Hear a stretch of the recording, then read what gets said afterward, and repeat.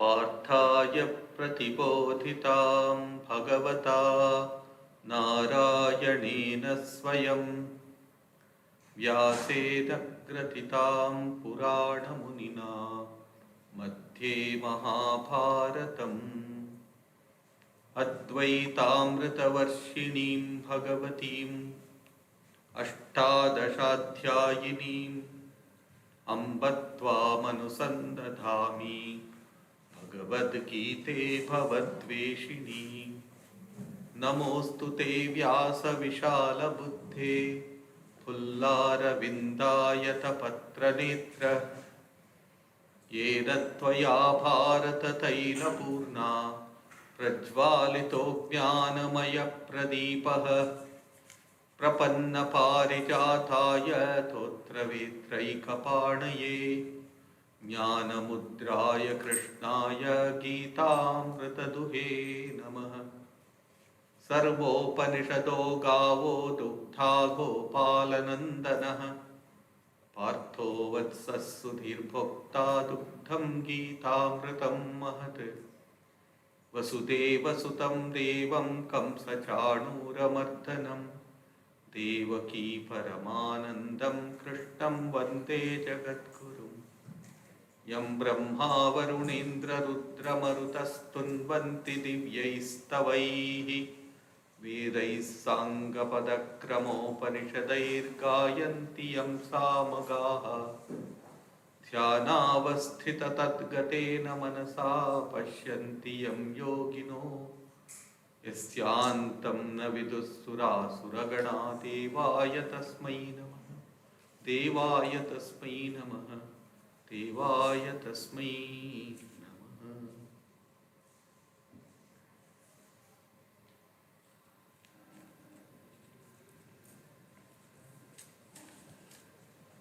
Welcome back to the study of the Bhagavadgita. We are studying the 8th chapter. We'll just recapitulate what we studied earlier. Arjuna asks Sri Krishna 7 questions. Kim tat Brahma? What is that Brahman about which you are talking about? Sri Krishna has spoken about what is the ultimate reality. So, but yet Arjuna needs to know further about it in greater detail. Kim tad Brahma? Two thoughts are here. One is Brahma, just Brahma means the creator or Brahma. And the other meaning is Brahman, the absolute, where there is no creation, where there is no change. So both of these questions will be answered by Sri Krishna here. How the universe came about through the help of or with the help of Brahma, the creator, or how everything is involved in that Brahman. The whole universe is in Brahman.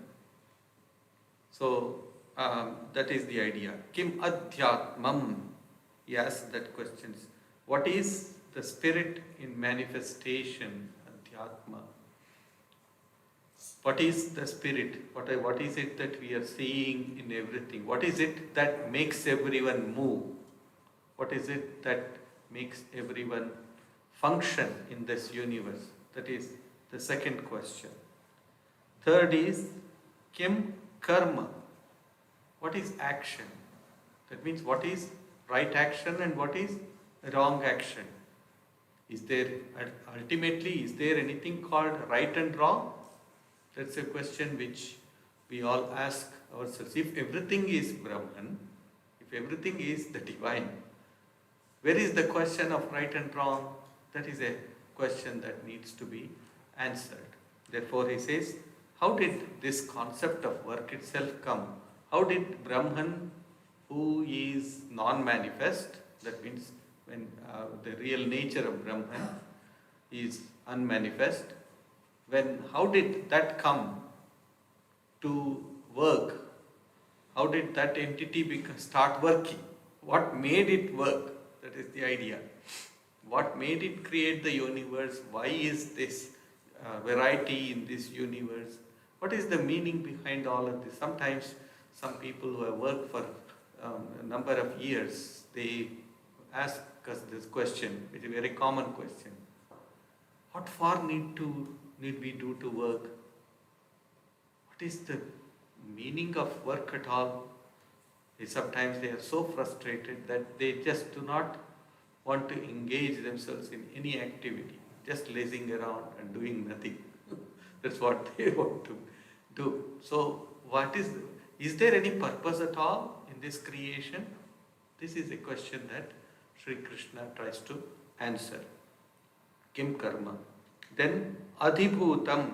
Adhibhuta is what is the underlying unity in this variety that we see in this universe. Adhibhutam cha adhidaivam kim uchyate. What is adhidaiva? Adhidaiva is the divinities.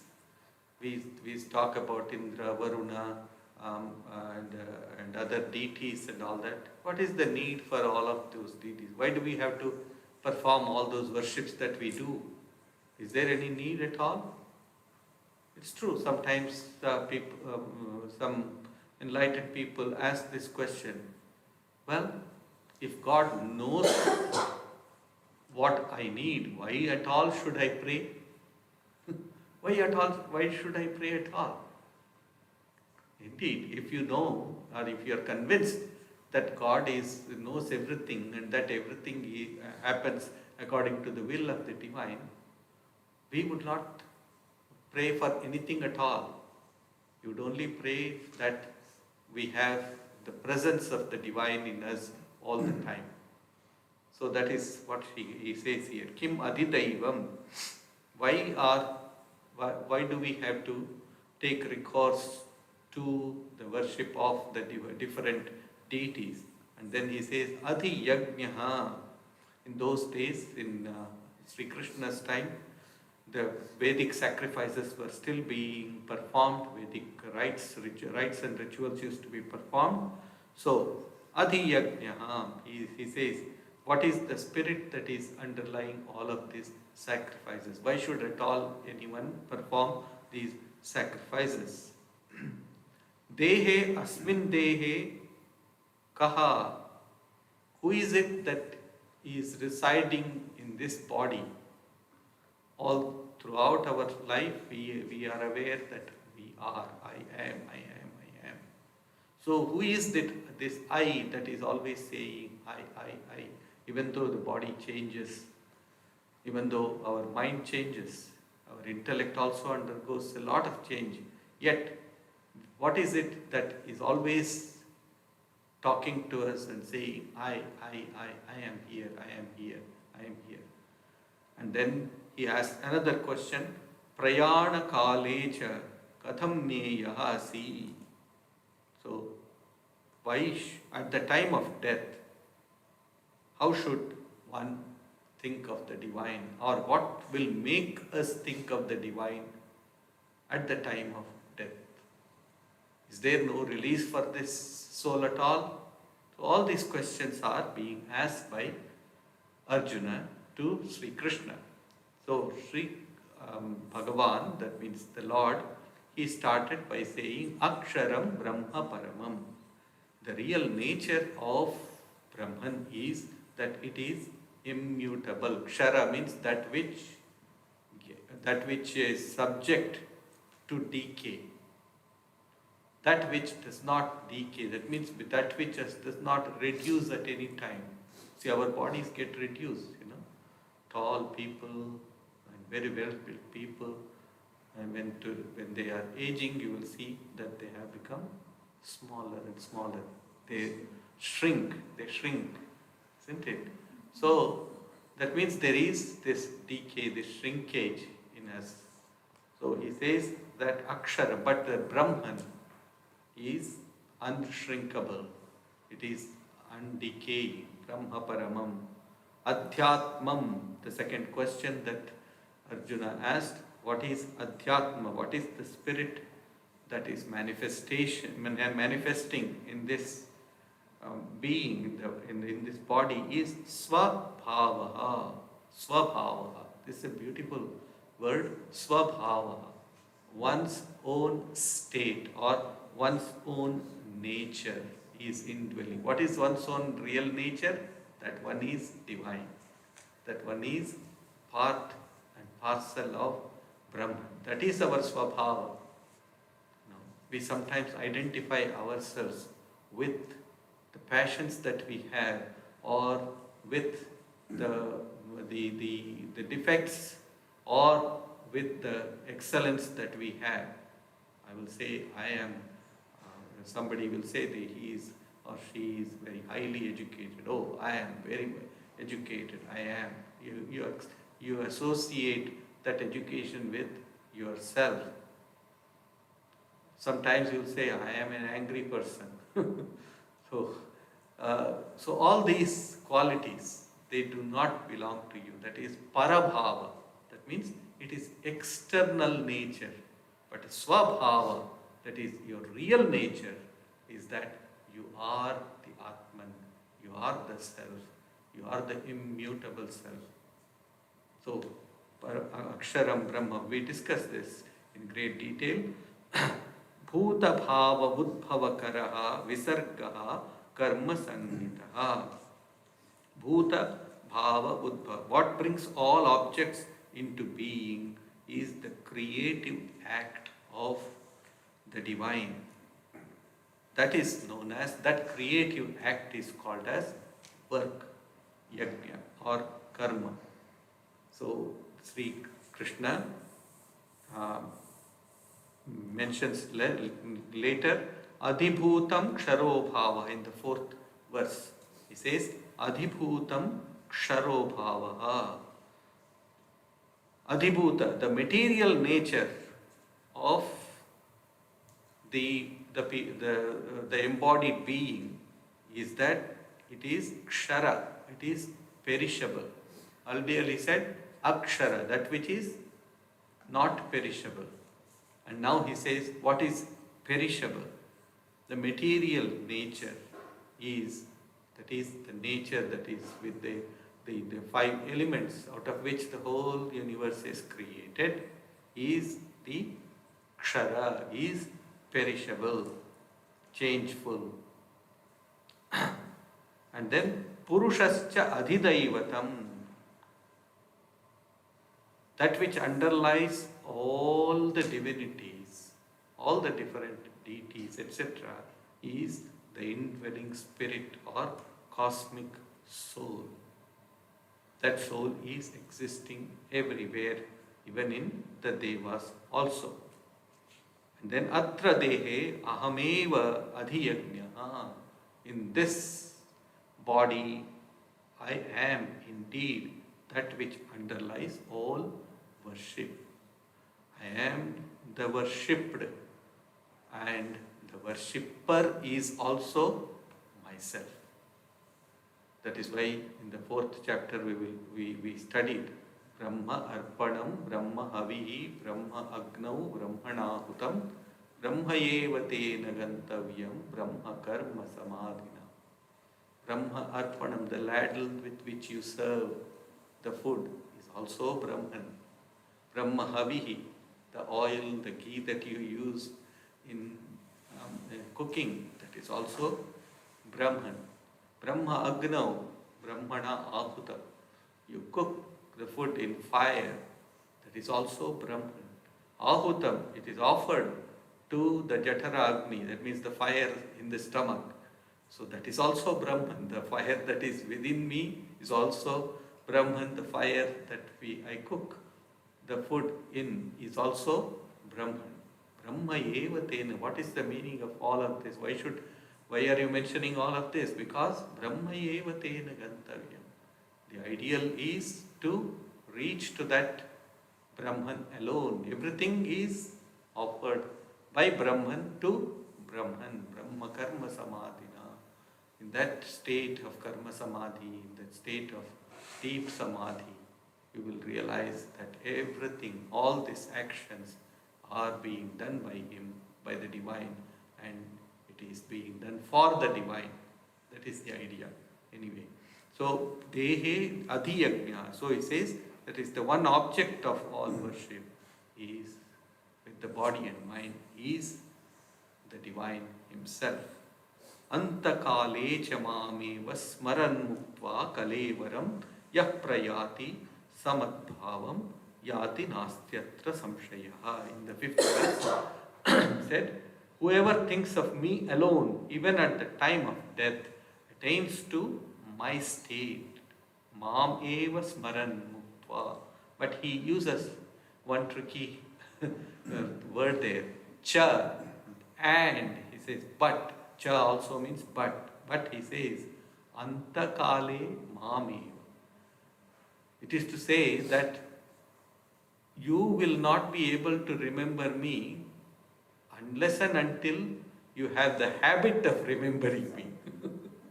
You can't remember the other ones. So I think I gave the example the other day, but I will give that story again. Some of you were not here. So this old man was dying. And so his sons were all living outside for so quite some time. And they didn't know where he has hidden all his treasures, because he was living in a house with minimal things around him and very poorly, even though he had acquired a lot of money throughout his life. So there was this oil lamp burning in those days. There was no electricity. Oil lamp was burning. So he was dying and he was trying to say something to them. So the 3 sons came and then they were asked, they were saying, Papa, you want to say something? So they spoke among themselves. Maybe Papa is trying to reveal to us where the hidden treasure is, where he has hidden all his treasure. So they said, but he is trying to say something and voice doesn't come out. He is unable to say anything at all. He's tried many times. Now these people and his life is ebbing away. So the sons said, well, what to do? Somehow we must get Father to reveal to us where the treasure is. Otherwise, we won't know where it is. We'll lose all of that. So then they called the Vaidya, the doctor. He said, look here, Father is trying to say something, but we want to know what he wants to say exactly. So please make him talk. He said, yes. He said, yes, I will be able to make him talk, but I will be able to make him talk only for 1 minute. Yeah, that is good enough, but you must pay me 10,000 bucks. He said, all right, we will pay you 10,000 bucks for that. All right. So he went and then he prepared a concoction with great concentration. He prepared the concoction. And then he said, now I am going to give this medicine. As soon as I pour it down his throat, he will be able to speak to you. But remember, he will be able to speak only for 1 minute. And then, so he said, that is good enough for us. So as soon as he poured the medicine into his lips, he immediately said, you know how much of money I have spent to buy that oil over there and the wicks over there? You should look after it, and you are burning it so much. The lamp is burning too high, the wick is too long, it's too fast. Do not do that. And he went on like that, and 1 minute was over and his prayer stopped. That is what he had thought throughout his life. How he can save a cent or how he can make money. That's all that he has thought, and that is what he could say or think about in his last moment. So prayana kale Yap prayati antakalecha mameva. So he says at the end, mameva, he will attain to my state only if there is that continuous practice of thinking of him. And he also says, sa prayati, yaha prayati, sa mad bhavam. He says, while when giving up, after giving up the body, he will attain to my state. Brahmavid Brahmaiva Bhavati, says the Upanishads. The knower of Brahman becomes Brahman. See, the wave becomes the ocean.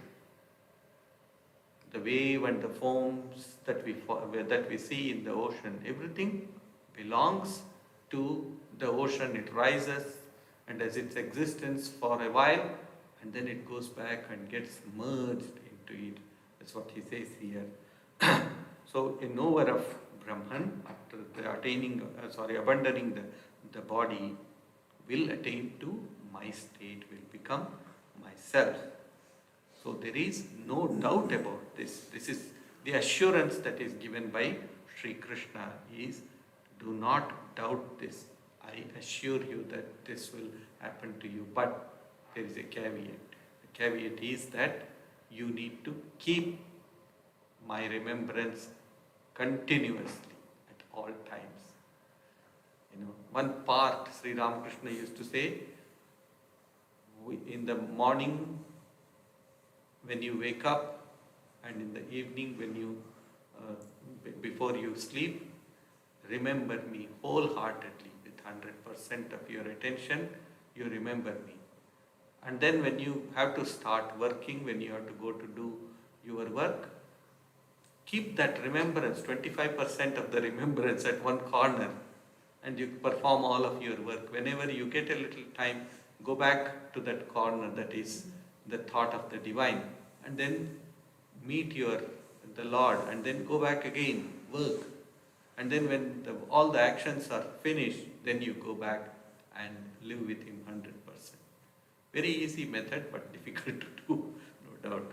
Antakalecha mameva. But if that habit of remembering the divine comes over to us, if that habit becomes permanent with us, then it will become easy for us. Even with all the pressures that we face in our day-to-day life, our mind will go and perch onto that, on the Lord's feet. So that's what we need to try and do. Yam yam. The next verse, he continues the same topic. Yam yam, sixth verse. Yam yam vapi smaran bhavam tyajatyante kalevaram tam tamevaiti kaunteya sada tat bhava bhavitaha.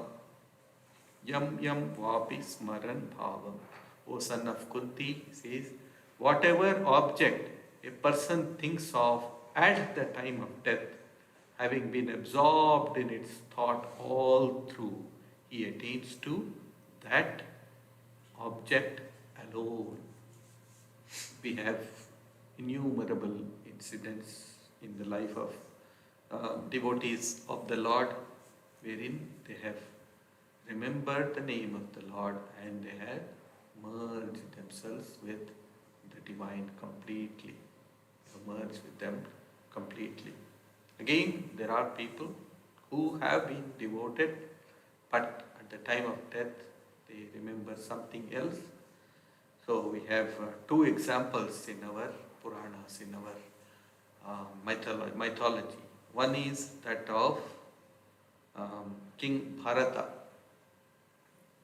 King Bharata, he was a devoted person, no doubt, and performed all of the rituals and rites throughout his life. He was devoted, but he was very much attached to a deer that he had, his pet deer.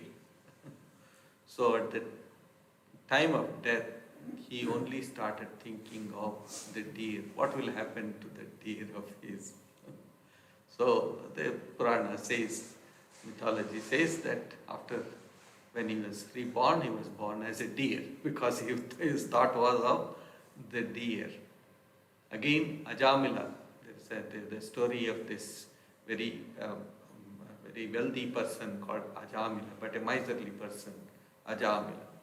Ajamila, he had a son named Narayana. So at the time of death, he went on calling out, Narayana, Narayana, where are you? Narayana, Narayana, where are you? That's why in Hindu families, we keep the name of the children as God, so that at least you will remember that name and through that the divine. So it says that when Ajamila passed away, so he goes to heaven.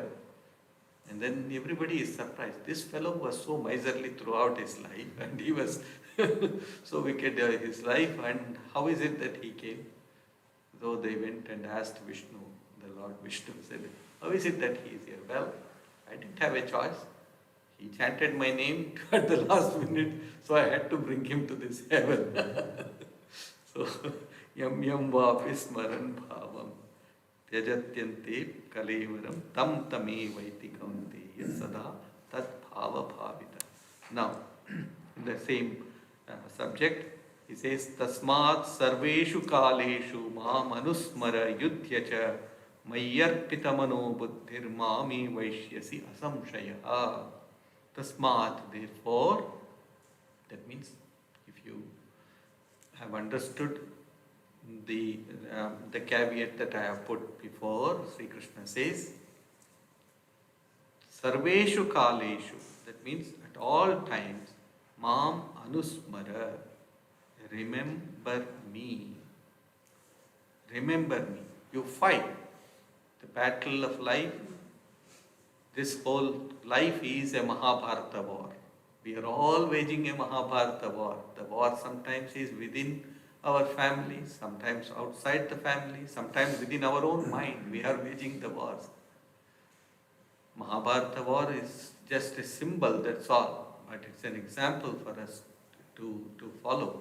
So he says here that you think of me at all times. There is constant fight between the good and bad tendencies within us all the time. But if we keep the object if we keep an objective referee, that is a judge, Anusmara, that means the divine as the judge, and think of and keep him in front, Anusmara. Anu means follow, Smara means remembrance. That means you remember, every thought of yours is followed by his remembrance. That is called as Anusmara. Avachinna Tailadhara, says Patanjali in the Yoga Sutras. How is it? It should be like oil poured from one container to the other container. What happens? The oil is continuously flowing. The oil continuously flows. There is no breakage if the oil is of a proper viscosity. It will not break. So, Mam Anusmara. And then he says, Yudhyacha. Do not give up your duties, your responsibilities, whatever you have to do. If you want to enjoy life, no doubt about it. But keep the remembrance of the divine. And later, in the previous chapters we have studied, in the 3rd chapter, Sri Krishna has said that ultimately whatever you are experiencing is me alone. I am experiencing it. You think you are experiencing it. I am experiencing it. All our joys and sorrows, everything is His. That is the idea. So, Mam Anusmara Yudhyacha, all the time have that continuous remembrance. Sri Ramakrishna used to give an example. He used to say, a person having a toothache, how does he feel? At all times, the ache. He is always reminded of the toothache.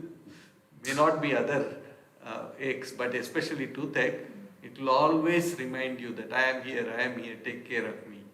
So in the same way, let the divine be your toothache. let you remind. I mean, it's just an example. It's just an example. It is. So, tasmat sarveshu kaleshu mam anusmara vidyaja. And thinking of the divine, it says, Mayi arpita manaha buddhihi. You dedicate your mind and understanding. The mind which is given to the divine, the buddhi that has been dedicated to the divine becomes purified. That's why Sri Ramakrishna says, that same mind which becomes a hindrance in the path of progress, when it is dedicated to the divine, it gets purified, and that same mind will enable you to see God, to experience the divine. The tool is the same. It's only the method of approach to it, the usage of that. The knife can either cut your finger or it can help you to cut the vegetables or fruits. So it is the same. The mind is the same. Do not blame the mind for what it is doing. Do not blame the intellect also. If you can invoke the presence of the divine in the mind as well as in the intellect. For example, if I have to take some decision or to make some important experiments or something like that, scientists said, what do they? Some of them do is that they dedicate this to the divine and say, if it goes well, it is you who is doing it. If it goes unwell, if it is not correct, then also it is your job. I do not take credit for anything. That is the idea that one must have. Mai arpita manoha buddhihi mameva eshyasi asamshaya. You shall come to me alone, undoubtedly. See, again and again, Sri Krishna is assuring. Earlier in the 5th verse he said, there is no doubt about this at all. And again he is reaffirming this and says in the 7th verse, you will reach to me undoubtedly. Let there be no doubt. You know, this samshaya or that doubt is like a demon which eats your vitals as it were, slowly and slowly it eats into your vitals. Samshaya Rakshasa Nasha Mahastram. Swami Vivekananda composed a hymn to Sri Ramakrishna, and there he says, you are the one who destroyed the demon of doubt from my mind. And Swami Vivekananda is a blazing example of that. As a young man, he was in so much of doubt. He met so many people and asked them, have you seen God? No, nobody could answer. So only when he went to Sri Ramakrishna, by his, not only mere words, but by his mere personality, he was transformed. He knew then and there that here is a person who has really seen God, who has really experienced God. That is the thing. If you ask me the question and I say that I have seen God, you will not be convinced at all, because you will not find that conviction in me at all. But Sri Ramakrishna, when Sri Ramakrishna says that to Swami Vivekananda, who was of the most rational type of mind in those days, extremely rational. And to him, Sri Ramakrishna could convince him and then make him understand that yes, the divine can be experienced, the divine can be seen, can be made practical in one's own life. That is the thing. So, how to do this, how to remember the divine. So in the 8th verse he says, Abhyasa yoga yuktena chetasa nanya paramam purusham divyam yati parthanu chintayan. Abhyasa yoga yuktena, established in spiritual communion through practice, Abhyasa Yoga. So Sri Ramakrishna says that there is something called the Abhyasa Yoga. What is Abhyasa Yoga? Repetitive practice. Repetitive. Again and again and again and again. Repeat it again and again. So that is it. Place your mind in God. It will go away here and there. Try to bring it back. Try again, try again. Try again, and you shall succeed at last. Now I have recited this poem which I used to learn when I was very young. Standing at the foot, boys, gazing at the sky. How can you get up, boys, if you never try? No. Try again. You shall succeed at last. Try. Just needs one step. But that abhyasa must be there. Do not get bogged down by failures. Failures are great steps to success, as somebody said. So, Abhyasa Yoga Yuktena, this is the Abhyasa Yoga, established in spiritual communion through practice. Sri Ramakrishna used to give this example of the village women. Sri Ramakrishna came from that Kamarpukur village, and he used to see these women used to pound the rice.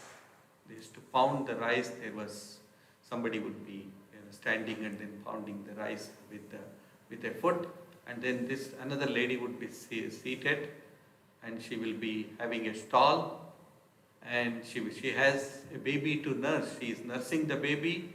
At the same time, she is pushing the rice into that hole which is pounded, where it is pounded. The rice is pounded.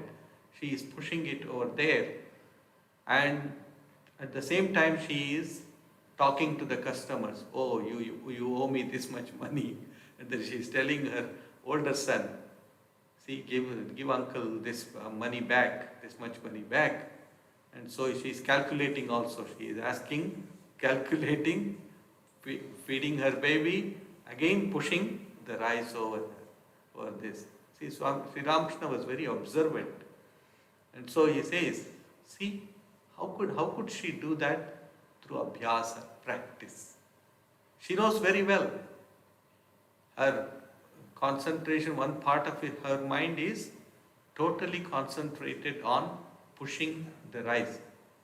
If she by mistake, if she pushed her hand also towards the hole, it will be chopped off or it will get smashed. She knows that very well, but she is not afraid. She knows that she can do that. She will not go away just because it is impossible. So that's what is abhyasa. Practice. Na anyagamina. So he says, na anyagamina. Not straying to anything else. Paramam purusham divyam yati partha anuchintayan. Constantly thinking of that divine supreme being, he goes. That means at the time of departure, one will be able to go to that supreme state. Paramam purusham. What is that divine spirit? There are three paths that we follow to reach that, or to think of that divine person, Parama Purusha. One is the path of Saguna Nirakara. Saguna means with attributes, with qualities, thinking of God with qualities, but Nirakara, without any form. I will explain it. Second is Nirguna Nirakara. Nirguna means without any attributes, without any qualities, and without any form also. The example of Saguna Nirakara is that of space, the sky. See, Saguna, we see, we say the sky is blue or the sky is dark and so on and so forth. There is quality, but there is no akara. That means there is no form to that sky. And then Nirguna Nirakara. Water. Water has no qualities and it neither has any taste nor does it have any smell or anything at all. And it also doesn't have any form. It takes the form of the container in which it is poured. So that is Nirguna Nirakara. The third type of divine form that we meditate upon is Saguna Sakara, with attributes, with qualities and with akara, with form. Name and form, both of these things are present. These are the three common paths that people follow. One or more or all of these, generally one of these. You concentrate yourself on one of them. So Saguna Nirakara. We think of God as the kind, the loving, the compassionate Father. All these divine qualities are being thought of or associated with the divine. But the sadhaka, the seeker, does not think of the divine as having any form. But even though one does not think of any form, one may think of the divine as the luminous personality, Divya Purusha, Paramam Purusham Divyam, as the Divya Purusha, as light, as effulgence which is spread everywhere.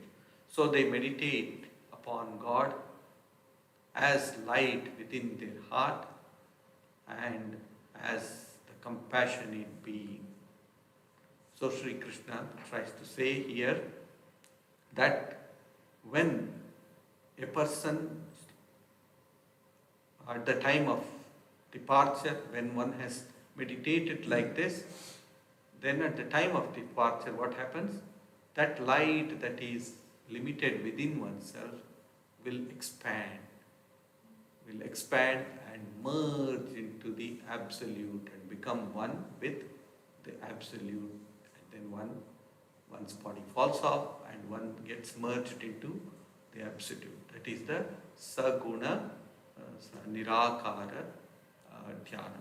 The second is attribute, having one with attribute but that which does not have any form, formless, which will be explained to us in the 10th verse, Prayana Kale Manasa Chalena.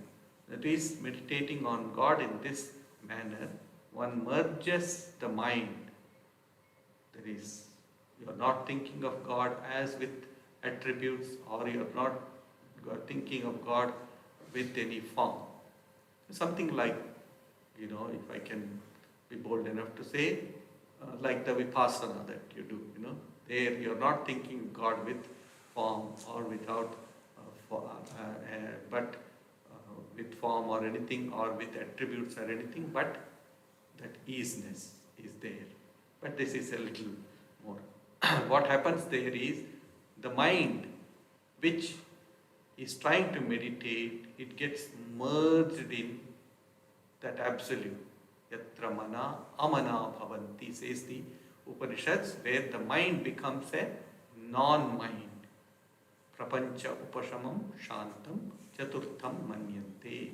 That means you become a sakshi, you become a witness and see that the whole universe is Brahman, is the divine. Lincoln Barnett, who wrote a book called Universe and Dr. Einstein. He says there beautifully, it represents this second type. The man has a unique capacity to transcend himself and perceive himself in the act of perception. One can transcend oneself and perceive oneself, one can see oneself in the act of perception. See, sometimes we all experience this. Every other day we do experience this, but we do not pay much heed to it. You are about to undertake something, do some good work or not so good work. One part of your mind, your being, is saying to you, do this, it will be all right. Or it may say, do not do this. It will be saying to you, but yet we become deaf to such instructions that is given by our higher mind. So that's why you need to sometimes pay heed to that higher mind, the Sakshi. This is known as the witness state, Sakshi. And then the third is Saguna Sakar. That's what Sri Krishna is referring here mostly to this type, Saguna Sakar. It means you see both qualities and form. You see him as Sri Rama or Sri Krishna or Jesus or Sri Ramakrishna, whatever it is. So in what you see in that divine all the wonderful qualities which you want to imbibe in your own life, you want to have them in your own life, and also you enjoy the divine form of God. That is the idea. So Paramam Purusham Divyam. So he says that is Abhyasa Yoga. Abhyasa Yoga Yuktena. I will conclude this with this another meaning of this Abhyasa Yoga Yukta. It has two meanings. One is trying to place the mind again and again at the feet of the divine, which we have discussed. Maybe sometimes it may be boring, it may be strenuous to do that. It is indeed strenuous to think of, for example, even if you are initiated to do the japa all the time, it becomes strenuous. Even when you are sitting for meditation and you try to do some japa, it becomes a bit difficult. But you should try again and again, and make the mind must be made as the doorkeeper of ourselves. While I am doing the practice, spiritual practice, either meditation or japa, try to make your mind the doorkeeper and tell the doorkeeper, do not let anyone come now. Swami Turiyananda, a disciple of Sri Ramakrishna, used to instruct the youngsters, and he used to say, when somebody went to him and said, Swamiji, I cannot meditate. All the thoughts about what I have to do, everything comes. Then he used to say, you hang a board outside your mind. I said this before, and he said, no entry without permission. No entry without permission. Don't enter without permission at all. I am not going to give you any permission to enter now. So that is something. So, of course, this will come only when we understand the temporariness of the phenomenal world and the permanence of the spiritual world that should come. Then only we will be able to, we will be convinced, and then at that time the meditation or japa will become very, very easy. You will start enjoying.